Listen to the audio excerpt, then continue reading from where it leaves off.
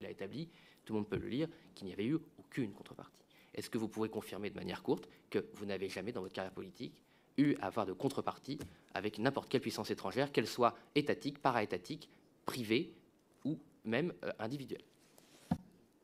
Jamais. J'ai même répondu tout à l'heure que je n'ai jamais été confrontée, ne serait-ce qu'à une tentative. Voilà. Et j'en ai conclu que ma réputation me précédait. Et je trouve qu'elle me va, pour le coup, ça me va bien d'avoir cette réputation-là. Merci. M. Tanguy. Oui, merci, Monsieur le Président. Depuis 5 ans, la vie politique française est agitée. D'ailleurs, même moi, j'ai eu une erreur d'appréciation sur cet entretien dans une chaîne télévisée avec M. Vladimir Poutine. Cet entretien, parce qu'il était visiblement entre vous et M. Poutine, peut donner libre cours à n'importe quelle interprétation. Est-ce que vous pouvez confirmer, sans divulguer, enfin, c'est pas l'objet de la commission de savoir ce que vous êtes dit, mais c'est l'objet de cette commission de savoir si dans cet entretien, il y a eu une tentative de vous influencer peut-être. Donc, comme personne pour le moment n'a eu, ça m'étonne, d'ailleurs aucun de mes collègues n'a demandé ce qui s'était passé dans cet entretien, moi je le fais, puisque visiblement il n'y a que moi qui ai le courage de la demander. Donc, est-ce que lors de cet entretien, il y a eu une tentative, de vous faire passer des messages politiques, de vous demander quelque chose, d'avoir une position différente de celle que vous pouvez avoir, vous, votre parti politique?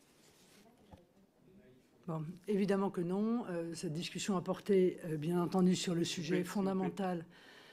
Si vous considérez que les questions ne vous vont pas, j'en suis navrée, mais moi je me pose une question, j'essaie de répondre à toutes les questions.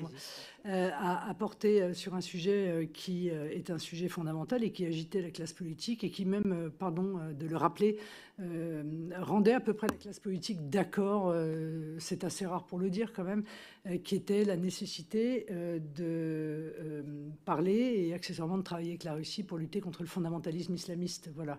Je pense que c'était l'avis d'Emmanuel Macron, je le répète, puisqu'il l'a réexprimé en 2019, c'est-à-dire 2 ans après l'élection présidentielle.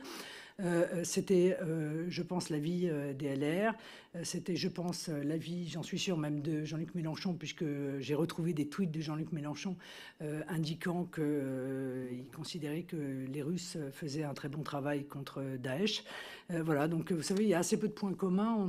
On arrive assez rarement à être d'accord tous ensemble sur quelque chose, mais là, il y avait, semble-t-il, un accord sur quelque chose. Donc on a évoqué, évidemment, ce sujet de la sécurité en Europe et donc évidemment de la lutte contre le fondamentalisme islamiste, de la Syrie, de la Libye, de tous ces pays qui sont également des pays d'immigration forte, enfin de passage d'immigration forte avec les risques que nous connaissons d'incursion de terroristes islamistes à l'intérieur de ces immigrations. Merci. M. Tanguy, vous avez terminé? Non. Allez-y. Merci, Monsieur le Président. Lors de votre propos liminaire, vous avez indiqué que vous soupçonnez que les accusations d'ingérence dont vous faites l'objet puissent être justifiées par le fait que la France entretenait, les gouvernements français, quels qu'ils soient, depuis Jacques Chirac, entretenaient des relations économiques étroites et croissantes entre la France et la Russie.